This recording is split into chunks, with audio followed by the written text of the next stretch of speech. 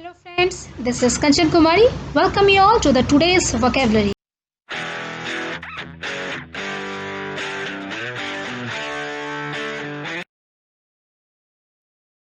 Look forward to या looking forward to इसका क्या मतलब है? It means await eagerly, to feel pleased and excited about something that is going to happen. किसी चीज़ के बारे में बहुत ही excited हैं या पॉजिटिव हैं, एक प्लीज्ड फीलिंग है कि अच्छा होने वाला है, तो उसके लिए हम कहते हैं लुक फॉरवर्ड टू। जैसे कि एग्जाम्पल सेंटेंस में we look forward to seeing you, यहाँ पर आप एक चीज़ देखना कि टू के बाद जो भी वर्ब होगा ना उसमें आईएनजी जरूर लगेगा। We look forward to seeing you. I am really looking forward to my holiday, यहाँ पर ऐसा वर्ब नहीं है इसलिए आईएनजी नहीं लगा। I am looking forward to Diwali this year. I look forward to hearing from you, here you can see कि hearing from you हुआ। I always look forward to seeing my parents. I look forward to working with you. तो look forward to your positive response, ऐसा हम लिखते हैं mail में या लिख सकते हैं।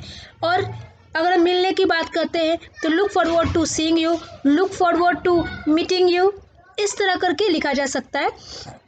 फेमिना आर्टिकल से लिया हुआ, फेमिना मैगजीन से लिया हुआ आर्टिकल की मैं कुछ लाइंस पढ़ रही हूँ। Many might be looking forward to having a little bit of normality and routine back in their life. यहाँ पर क्या है? Many might be looking forward to मतलब हम लोग में से बहुत लोग पॉजिटिव होंगे, काइंड ऑफ ऑप्टिमिस्टिक, आशावादी होंगे कि अब जो है ना कुछ नॉर्मेलिटी आएगी आफ्टर द लॉकडाउन, वो वाला मीनिंग से है।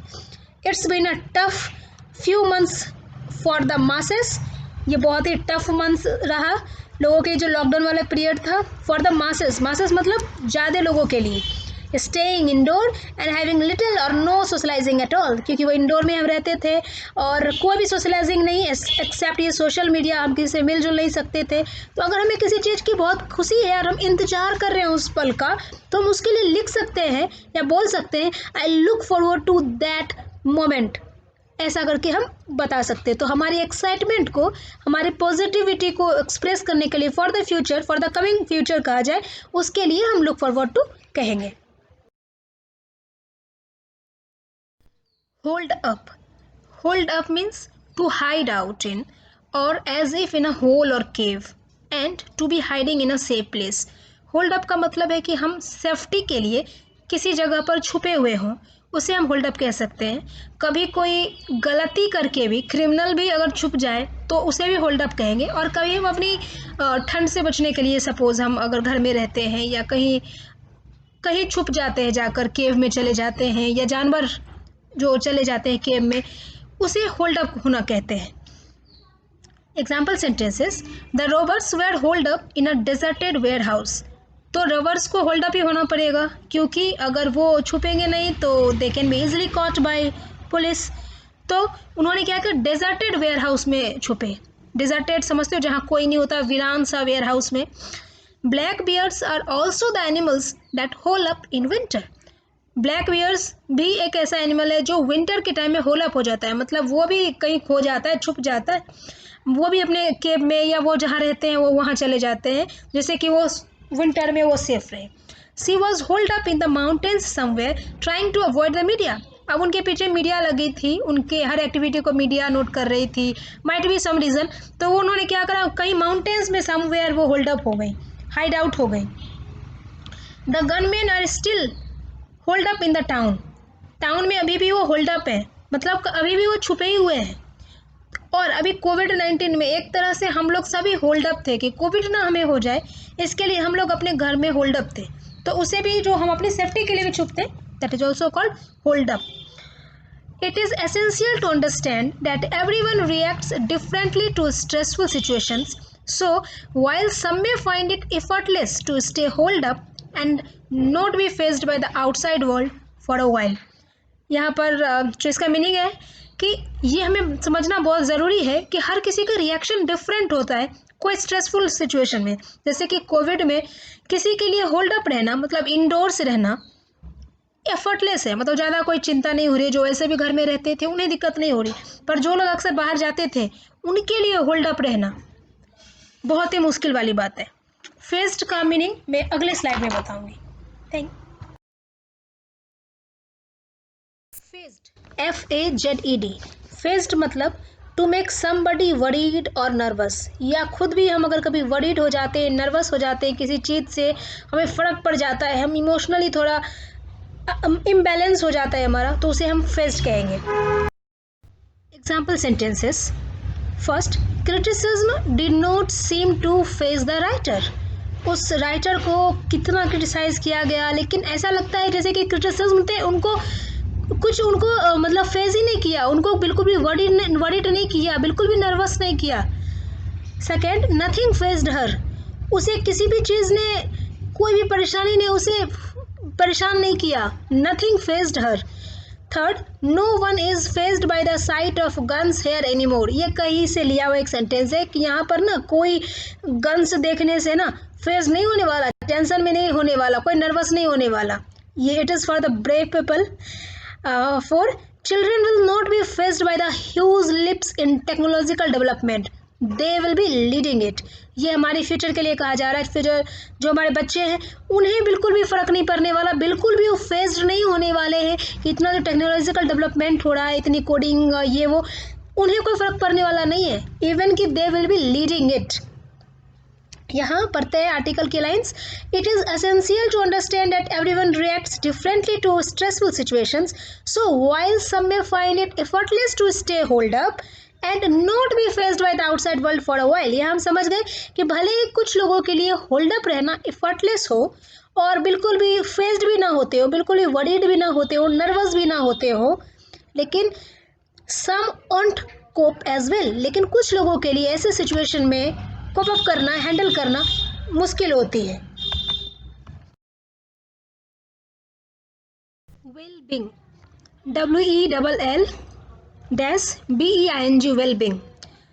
It is a state of being healthy and happy, a good or satisfactory condition of existence.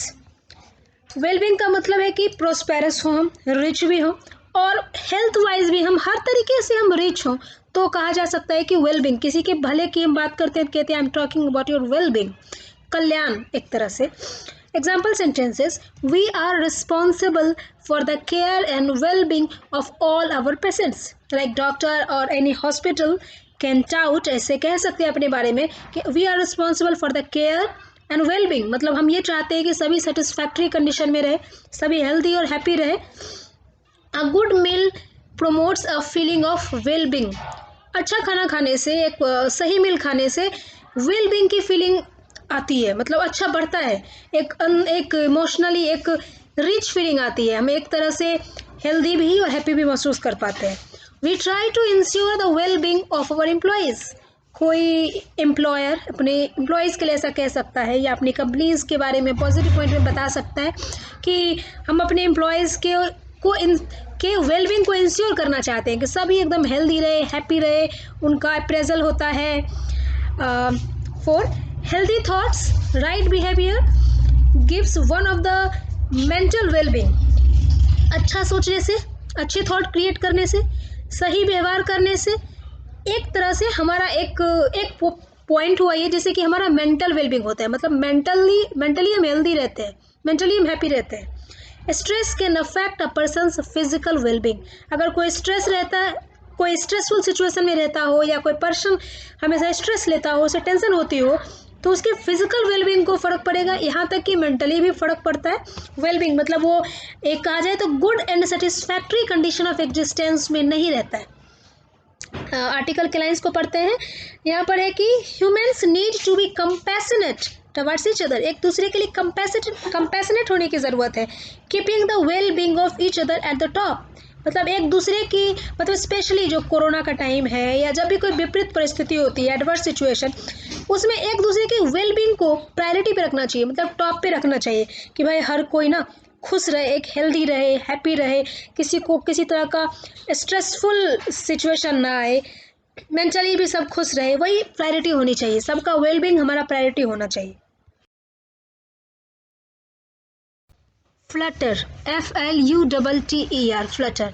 आप कंफ्यूज मत होना, एक वर्ड दूसरा होता है फ्लैटर, FLATTER। फ्लैटर का मतलब डिटेल में कभी हम बाद में डिस्कस करेंगे, शॉर्ट में जानते हैं। फ्लैटर का मतलब होता है खुश होना, जैसे कि हम कह सकते हैं I was flattered by the compliments, तो वो खुश होना हुआ। फ्लटर का मतलब होता है the state of being confused, nervous और excited. It is similar to fazed, जो हम फेज्ड का है ना पीछे अभी जस्ट हम पढ़े हैं, फेज्ड होना, उसकी तरह फ्लटर है। इफ समथिंग थिन और लाइट फ्लटर्स, इसका और भी मीनिंग है कि अगर कुछ पतला या कुछ लाइट चीज़ फ्लटर करता है तो उसे हिलता है तो उसे हम कहते हैं फ्लटर करना। It moves up and down or from side to side with a lot of quick light movements. जैसे कि हम कुछ एग्जाम्पल सेंटेंसेस में देखते हैं। First, her chiffon skirt was fluttering in the night breeze. अब रात में हवा चल रही थी और उसके सिफोन कितना पतला होता है, तो सिफोन स्कर्ट क्या हो रहा था, it was moving up and down या साइड टू साइड ऐसे मूव हो रही थी, तो ये क्या हो रही थी, फ्लटर कर रही थी। Butterfly was fluttering its wings. जब उड़ने को भी ना पंख भी जो हिलते रहती है उसको भी कहते हैं फ्लटर करना, तो यहाँ बटरफ्लाई क्या कर रही थी, विंग्स को फ्लटर कर रही थी। The paper flutter to the floor, तो यहाँ पर पेपर हिला एक जगह से, मतलब अप एंड डाउन हुआ, साइड टू साइड हुआ, तो द पेपर फ्लटर्ड कहीं थी, सपोज डेस्क पे थी और वो फ्लटर कर गई, फ्लोर पे चली गई, तो इतने हल्का थी वो। जनरली हल्का चीज़ ही ऐसा हो पाता है, बट यहाँ पर वेट से कम मतलब है, मतलब ये है कि वो फ्लटर हुआ।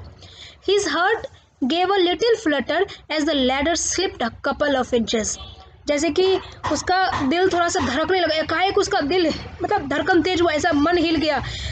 इसको थोड़ा सा मेटाफोरिकली समझना है, मन एकाएक हिल गया, ओ गॉड अब क्या होगा। लैडर तो थोड़ा सा एक कपल इंच, मतलब वो लगा कि गिर जाएगी ना, लेकिन वो थोड़ा सा कपल ऑफ इंचेस ही स्लिप हुआ था। आर्टिकल की लाइन पढ़ते हैं। कोविड-19 has created a significant flutter to our everyday life along with our minds, health and future arrangements. Corona की वजह से कोविड-19 ने हमारे में सिग्निफिकेंट मतलब बहुत ही ज़्यादा फ्लटर कर दिया हमारे एवरीडे लाइफ को, मतलब बहुत ज़्यादा हिला दिया। मेटाफोरिकली यहीं पर है, कैसे हिला है, तो मतलब अस्त व्यस्त सब कुछ हो गए हमारे प्लानिंग। कितने लोगों के जॉब चले गए, कितने लोगों के आधी सैलरी मिल रही है, कितने लोग सोच रहे हैं कि अप्रेजल नहीं हुआ है, तो सब कुछ प्लानिंग जो है, कितने लोगों के मैरिज आगे ईयर पोस्टपोन हो गए, तो सो मेनी जो सिचुएशंस हुए, जो अस्त व्यस्तता हुई है, सारा प्लान हिल गया है, उसे कहा जा रहा है कि फ्लटर कर गया। जो हमारे एवरीडे लाइफ के जो चीज़ थे वेरी प्लान, वो सब भी हिल गई है। Along with our minds, health and future arrangements, हमारा मेंटली भी हम कितने ये हो गए, जब भी हमारा कुछ डिस्टर्ब होता है, हमारे प्लान नहीं सक्सेस होते हैं, तो ऑब्वियसली हमारी मेंटली थोड़ा सा हमारा वेलबींग में हम नहीं रह पाते हैं। We got 1, 2, 3